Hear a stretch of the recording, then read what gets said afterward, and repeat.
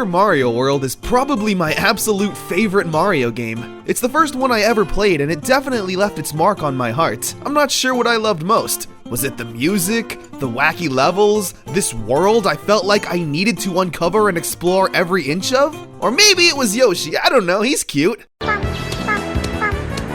I'm usually not someone who cares about a game in any form apart from its completed one, but then, images and stories started coming up about the beta version of Super Mario World. I went down a rabbit hole so deep that I couldn't get myself out of it. So today we're going to talk about life before the Super Mario World we all know and love today, as well as what the game could have been.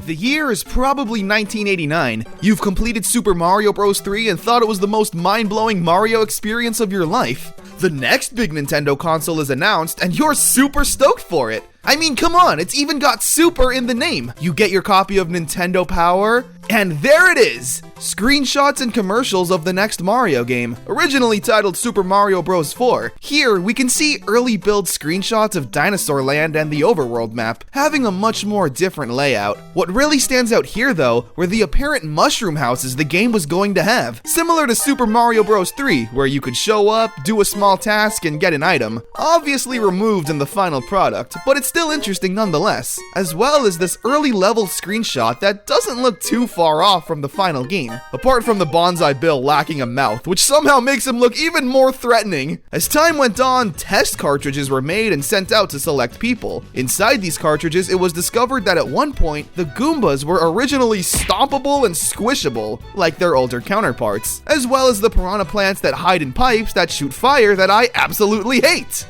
There were also a few interesting tidbits about the power-ups.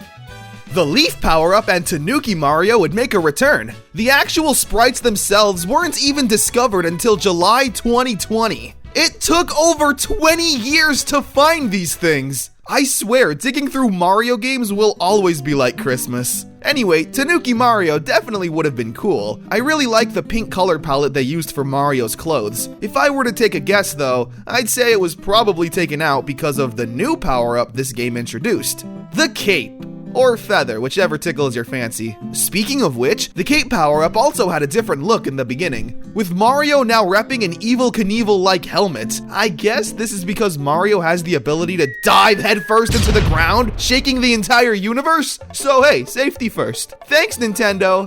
Although, they did take it out in the final version, so Nintendo doesn't care about your head. Sorry, Mario. However, there's no denying that the biggest power-up that Super Mario World introduced the world to was Yoshi.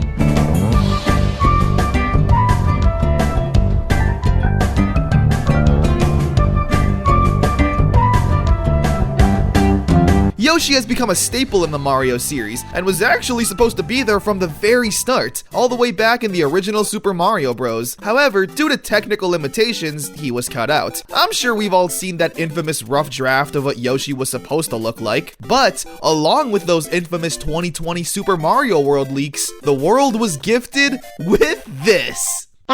The original Super Mario World beta Yoshi sprite. I am both frightened and in awe with how cute it is. The design is definitely more dinosaur-like, sharing a lot of characteristics with a velociraptor. Although, for some reason, he has a big, derpy nose. I guess they didn't want Yoshi to be too intimidating, considering Jurassic Park would come out like 3 years later and forever solidify the horrifying nightmare fuel that is the velociraptor. Whatever your thoughts are on this, there's no denying that Beta Yoshi has its fans. So much fan art expressing their love for him is so charming. There's of course a lot of other sprites that were discovered, usually just sprites that are recolored, alternate animation frames, cut enemies, so forth and so on. There were also loads of unused levels that I've been showing sporadically throughout the video, as well as right now. I mean, this level wasn't in the original game. Was it? Maybe it was. They're all pretty unfinished and unpolished. At their best, they're a terrible Mario Maker level, and at their worst, they're this. Oh joy. Other items that were cut but can easily be found in programs like Lunar Magic, the OG Mario Maker, shoutouts. Items like the flying golden mushroom, blue coins, flying red coin, this specific platform, and this no Yoshi sign.